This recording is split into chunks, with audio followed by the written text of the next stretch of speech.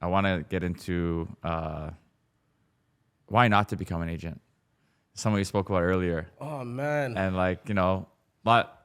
hey, this is for all the new agents out there. Not to discourage you, we're just gonna give you the real facts about the business. I think it's something that's not many people talk about. It's always the highlights. Yes. Let's talk about the non-highlights of real estate. Man, you're in your head, Yeah. constantly in your head, and the person that you have to be accountable to is yourself, and it's tough. It's super tough. And ambition is not a learned trait. You know, you can't learn ambition. It's either you have it or you don't. Yeah, you know? yeah. I got into real estate for all the wrong reasons, thinking I'm going to, start making $100,000 a year right away. And I was young. I was about 23 years old when I got into real estate. And yeah, I thought I would get my license and my phone would start ringing. Yeah. And crickets. I didn't know what I was doing. I didn't have any proper guidance until I met Simon and Jazz. For sure. I was in another brokerage before I met those guys. Yeah. Yeah, and it was just tough. It was really, really tough. I was alone. In hindsight, I would have found a team a lot sooner. Somebody to mentor me. I thought I knew everything at 23 years old. I know how to talk to people and. Yeah. Oh yeah. It's a big relearn. Yeah, exactly. Erase and learn again. Yeah, it's a big mindset shift. Yes. And I think before you get into real estate, you have to have that mindset, the mindset of abundance. Yes. Yeah. Big one.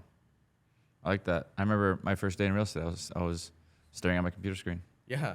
What do I do now? I was actually looking at homes, just like, wow, this is a nice home. Yeah. Because I had access to them. I'm like, cool. Let me just click. That's so funny. And the bot pops up. It's like you're clicking too much. Yeah, that's so. Are you funny. a real human? Yes, I am. So funny. Wow, So look at that funny. kitchen. Wow. That's so That was funny. it. I'm not making money though. Yeah.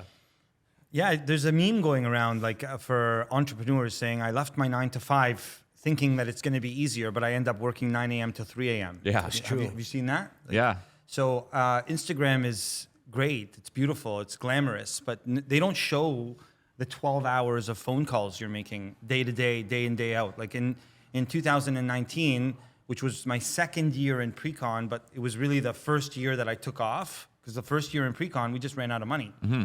We ran out of money, and then we joined a team, and I did 100 deals in 2019. On my own, through the leads that was provided to me, I was able to do 100 deals. But I have a picture on my phone. Maybe I'll send it to you later.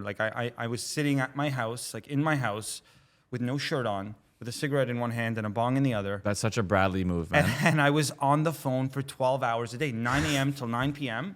I was on the phone. Yeah. Our goal was to make 100 calls a day. Yes. And Instagram doesn't show you that. Yeah. They show you the builder trips and the fancy dinners you get invited to, and so new agents out there, it's not all bells and it's not all like lights and glamour. There's a lot of hard work that goes into it. Be prepared to grind. Yeah. Be prepared for a lot of rejection, 100 calls a day, and I maybe get one appointment. Yes. You know what I mean? Yeah. So there's a lot of rejection, a lot of angry people, a lot of tire kickers, a lot of you gotta, and you have to know where to waste your time. Should I sit here and convince this guy who thinks the sky is falling, or do I move on and just sort through these 100 people as opposed to convince them?